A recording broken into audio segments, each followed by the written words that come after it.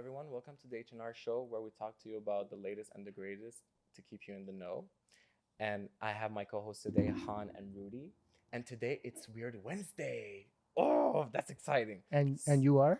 I am Nicholas. Oh, nice. Well, you can call me Nick or Nikki. Nicky the Fro. I like Nikki Jam. whatever the preference is for the people. So Can I call you Nikki Jam? you can call me. Oh, well, I don't know if Nikki Jam will be okay with that. He'll be like, "Yo, that's my name." So one of the topics I have for you guys today, I know it's probably like a bit late, but it's about the Super Bowl. Rihanna has been out of the radar for a while now when it came to music, and she suddenly just popped out. And I watched. the Wait. halftime- Rihanna is the big forehead, Yes. the predator. Oh my god. Gosh. Here we go. Seriously. Things are Okay. getting weird. So I don't know if you guys realize, like in her performance, she had like that sinister look. Like when I was watching, Like it, a I was- predator. yeah, like a demon. Like And a sex predator? No, like a demon predator. yeah, it's like she like a concubine. Yeah, She gave this type of look. She was like, a succubus. yes. Yes. And I was wondering, I was like, yo, well, what's happening? I don't know if you guys noticed, like, a lot Yo, of she people was are- touching herself in weird ways. I got uncomfortable. yeah, like when she was touching her crutch and tried to smell it after, I was like, that's probably a bit too much. And there's a lot of kids watching these type of shows, so I'm like, I'm like, that's a pregnant lady. What the hell? like, what's the stitch? Like, Who's who the are father? we aiming for the audience? Who's the father? Oh The my devil? God. No. Oh, ASAP Rocky. A$AP Rocky. Yeah. That's their second child. And I don't know if you guys noticed in her performance, there was a lot of triangle. Her outfit was all in red. And there's a pattern with these performances. Like everyone was wearing red. And that's how I see it. Yeah, The Weeknd, Adam Smith. Yeah. And didn't you guys notice it's always in those big events? And it seems like a ritual. Satanic ritual. You mean. Yeah. Like Oh. very satanic ritual. And people are just like praising and preaching these people. And like idolizing someone is a sin according to the Bible. So it just seems to be fitting. It just felt very demonic. Like I was watching the performance. Don't get me wrong, the music was lit. When I was hearing it, I was like, yeah, boom, but It better be. right. But it still seemed kind of sinister and ominous. What do you guys think about it? I think her performance was lackluster. What Like, do you think, Rudy? I thought like the year before was way better. With Oh. Eminem, 50 Cent, and all that. Yeah, That obviously, was- yeah. That was That was way lit. better though. That was lit. But yes, I do hear what you're saying. Like the whole satanic fucking ritual and all that symbolism and everything. Being a non-religious kind of guy, I see it because I'm deep. I love this conspiracy stuff. I kind of dabble in the dark sometimes. Ouija board and stuff like that. I wish. I'm too scared. No, yeah, let's not even go there. A lot of people say, oh, it's fake, but I feel like every time someone tries it, they feel like they're living a spiritual experience, which is not the best experiences. Didn't you try it? My friends did. I was like, I'm not co-signing with that because I'm not saying I'm a fully Christian, but I do believe in Jesus, and I don't want to play with the devil and stuff. I don't want to invite no spirits into my place. Or You my want to stay in home. your lane, like, Yeah, come like, to my place? when people say, "Oh, it's a spirit, it's not gonna do anything," I'm like, you'll be surprised what spirits can do. I didn't live the experience. I did have like They I can- did encounter something They back can then. they can touch you when you're sleeping. We've watched enough horror movies, You're so... so fucked up. Yeah, we watch a lot of movies. Have so you I'm- ever felt a hand when you're sleeping? Oh my god! Imagine you're like sleeping, and you're like, "Oh my god, I'm being possessed." Oh yeah. Have you ever got a sleep paralysis? No, but No. no, but I No, did. you've I never- did though. I did You though. did? One time I was did, bro. I tell you. Let Many. me tell you guys a story. One time I was sleeping, and then I was half awake, and I was like, "Oh shit, I need to get up." I felt a hand on my shoulder, Yeah, it's and I creepy. couldn't get up. And you couldn't move, huh? I couldn't move. Like everywhere else, I could move, but I couldn't move this part. Oh, seriously? Yeah, and One it felt part like couldn't move? someone's gripping me. Like Satan or something, gripping me. Like, yo, I'm like, and I said like, you don't let me go, I'm gonna fuck you up. He's going hood with the spirit. Yeah. And then you stood up. And then I stood up, but I was like, I think that was your paralysis. well, he got my bluff. But my question is, why does sleep paralysis always involve like a demon? Well, that's a religion thing. I think it's mentioned in the Quran, in the Bible too. They call it the jinn. So it's like that little creature sitting on your chest and not allowing you to like breathe and move around. There's like these pictures of it that like describes it. Now, like I said, that's more of a religion But thing. I felt that though. Yeah, it can be true, obviously, but it happened to me a lot of times. I can't even recount how many times it happened, to a point where when it happens, I know what it is and I can just calm down, because there's something happens where you try to force too much, but nothing is going on, nothing is happening, and you feel you're just gonna explode so much you're forcing, and this is real. And you're aware of the surrounding. So if there's somebody in the room, somebody move and talk, and you can hear them, you can see them, kind of see them, you can feel them, but when you try to do something, it just feels like you're going to explode. And to a point where you just relax and it just leaves, whatever it is. Now there's a theory that I saw somebody talking about, which is super interesting. Apparently when you get into sleep paralysis, that is like a gateway, and this is a theory. I didn't get to that point yet, but apparently it's like a gateway to astral projection. If you guys know what astral projection is, Yes. I have yet to like meet someone who have done it, but I've saw a lot of people on the internet talk about it in It's like books. it's like in that movie, the Marvel movie, where the Hulk got bitch slapped by a female monk that looked like a white lady, and he astral project his body outside. Like he Uh, was the Hulk, and then boom, and then he became the scientist, and they separated in two. yeah, I That's got. basically what it is. Mhm.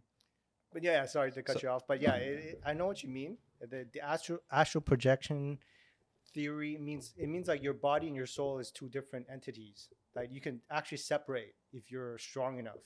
yeah, Like kind of like psychic abilities. You know what I mean? Like, do you guys believe like there's a Eastern philosophy where they believe we're all one, we're all connected in some ways. So yeah, we're basically antenna to the source. yeah. So Yeah. individually, we're just part of God. That's an basically. Eastern thing, Is an Eastern thing.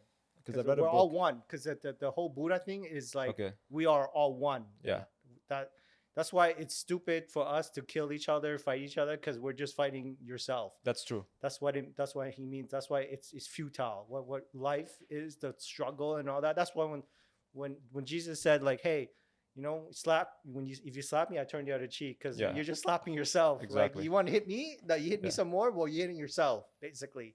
So that's what when people hire enlightenment and higher Yeah, understanding, they're like, this is pointless. There's no point of fighting in wars. There's no point in killing each other. We should all work together, because this little time we have as human, we need to enjoy it as much as possible. And it's just idiotic for us to like do stupidities to each other, basically, because we're all one. We're just experiencing. It's God experiencing Himself separately to have, kind of like a fun experience. yeah. This is it's like when you project love or you project hate, and if you're seriously aware about your sensations and how your body feels, it's gonna turn around and you would feel it inside of you. You know what I mean? And while you say going back to the source, there's a great quote or great rule of life from the book called The Kabbalion by the Three Initiates. It's a very old book, talks about concepts of life, and the first rule is all is one, one is all. And that's very deep. It's like the creation is the creator, and the creator is the creation. So if we are actually created by something, someone, a god, then we are a part of it. We have something from it, and it has something from us. And that what makes us all connected, going back to the source, just like you said. Well, yeah, that's why like some people say there's no really hell, because when you die, your essence goes back to the source. So if you live a horrible life, when you go back to the source, you suffer because all your boys back there are making fun of you. Like, look at you, you were greedy, you were like pushing old lady But down this the is the street. judgment. This is Well, where yeah. God is gonna pass judgment in you if you're gonna be able to go to heaven or go to hell. Well, that's the thing. But the thing about going back to sources, there is no hell. Just that when you go back, all your friends make fun of you if you're a shitty person. But the thing is, it would not make sense that hell doesn't exist because there's no good without evil.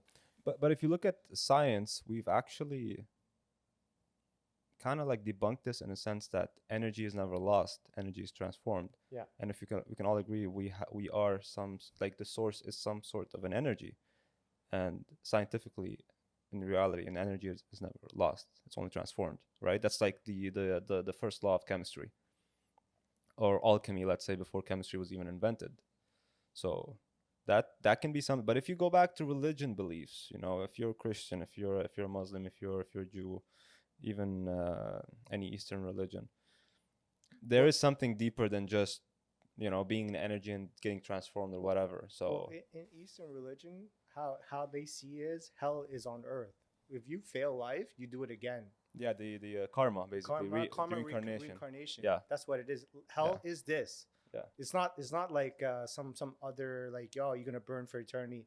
Like hell is this. So I have a question for you guys. Sorry I cut you. So would you guys would be willing to relive hell if you guys had the chance? no. For me, I'm like, yo, if I'm going to back, I'm like, where's God? I want to have one-on-one.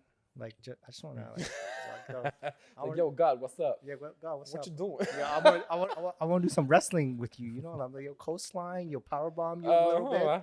There's some theory of dimensions, and I think Yeah. quantum physics has somewhat proved that there's multiple dimensions. And there's this theory where we're living in the third dimension, and our senses basically depict or transforms the vibrations that is actually here into solid matter.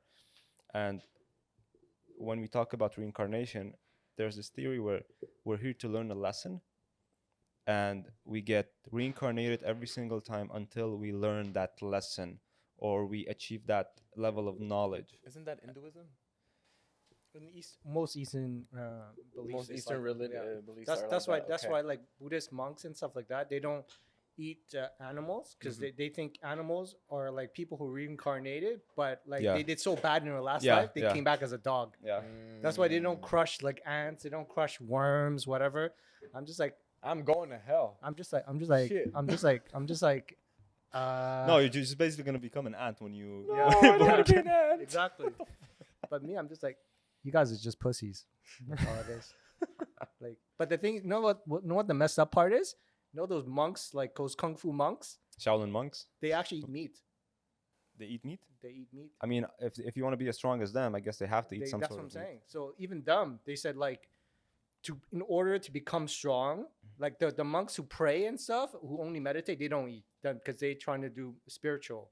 Like, but the ones who train to fight, they actually eat meat.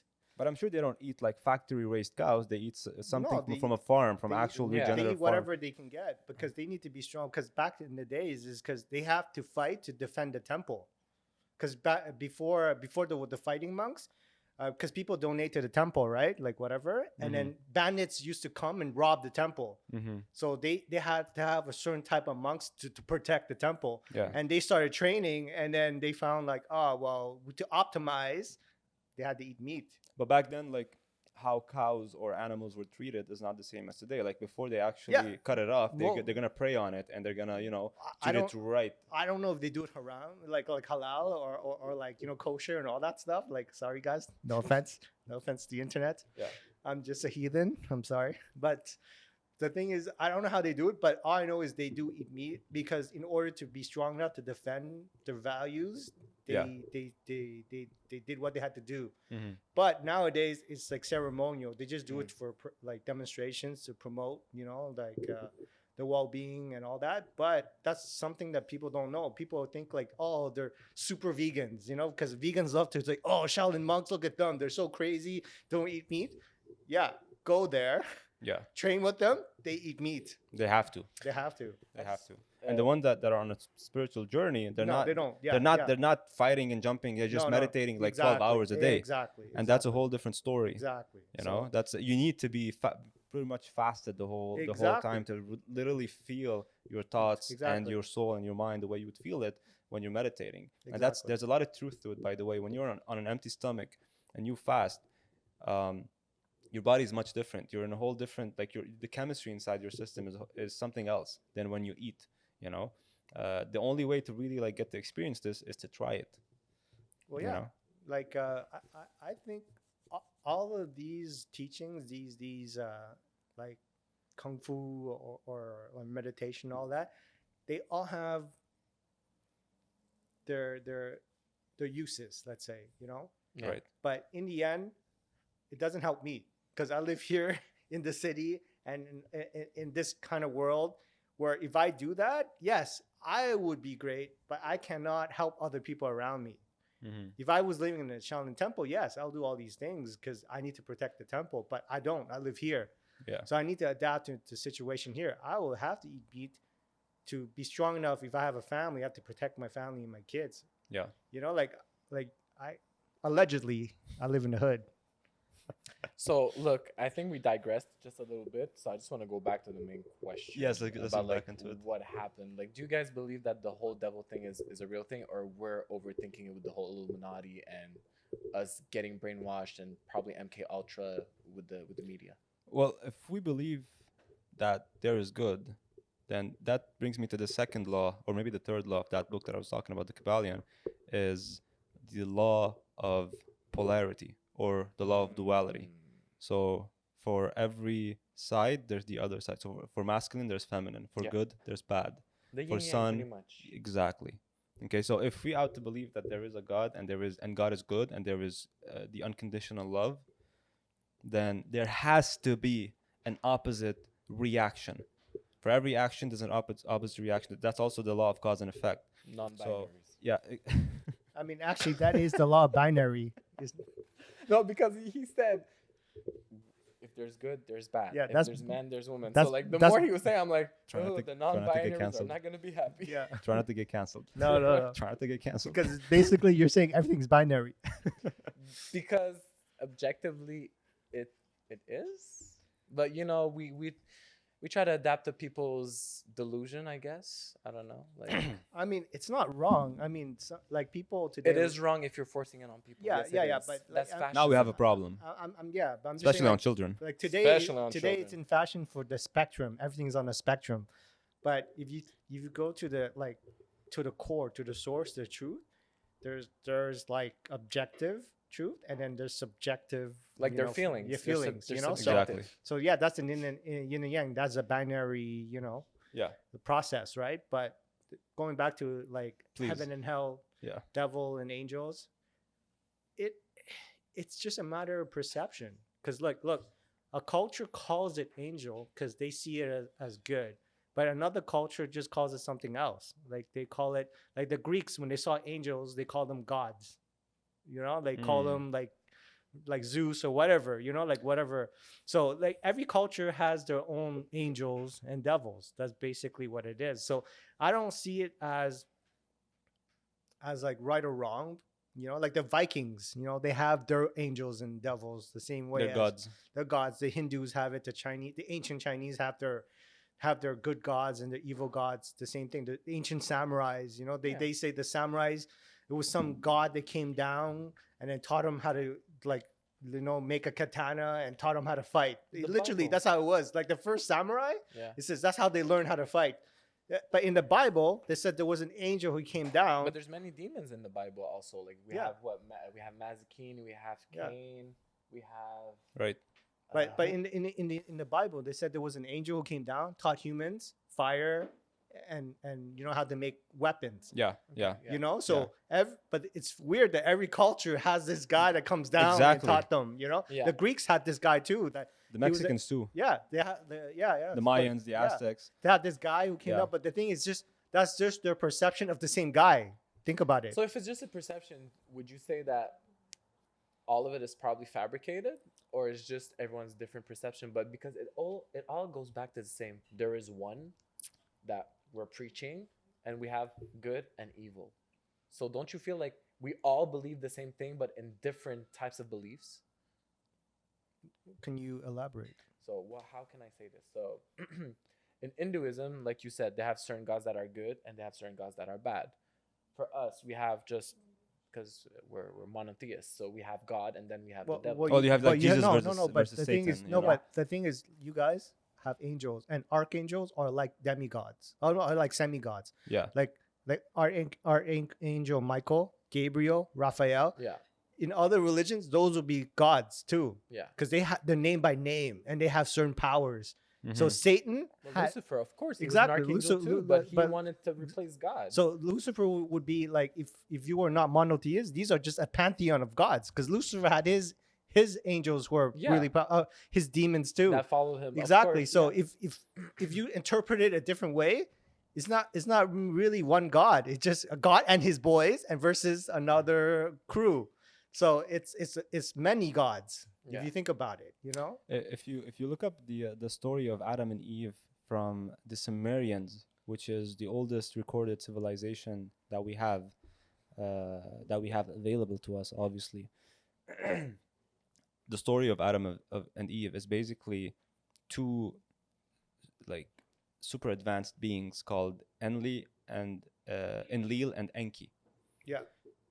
And basically the way it describes it is two super advanced beings came down from the sky, from space, and that's after like a super galactical war that was happening. So they're aliens. We can call them aliens if we're gonna use the modern terms. And they created a species out of the animals on Earth that looks closer to them, and which this species is gonna be its slave. Okay, and it's going to do like agriculture, crafting stuff, building, and all of that. And I heard mining because they wanted gold. Right, all these stuff. And that's like the story of Adam and Eve from the Sumerian history. Yeah. But there's something to it. Enki was basically Yahweh in the Jewish Bible. Okay, so that's like our God. Yeah. For Christians. Like Allah and all Yeah, that. and Enlil apparently was the snake. Satan. So for us, Satan, but for them and their story, Enlil, which is the snake, he was just going, like he went into the action, like in action with Adam and Eve, to tell them, hey, y'all can be free too. You don't have to be a slave. You have superpowers. You can be free. You can just he just wanted to give them the knowledge of good and evil, the knowledge that they're more than slaves.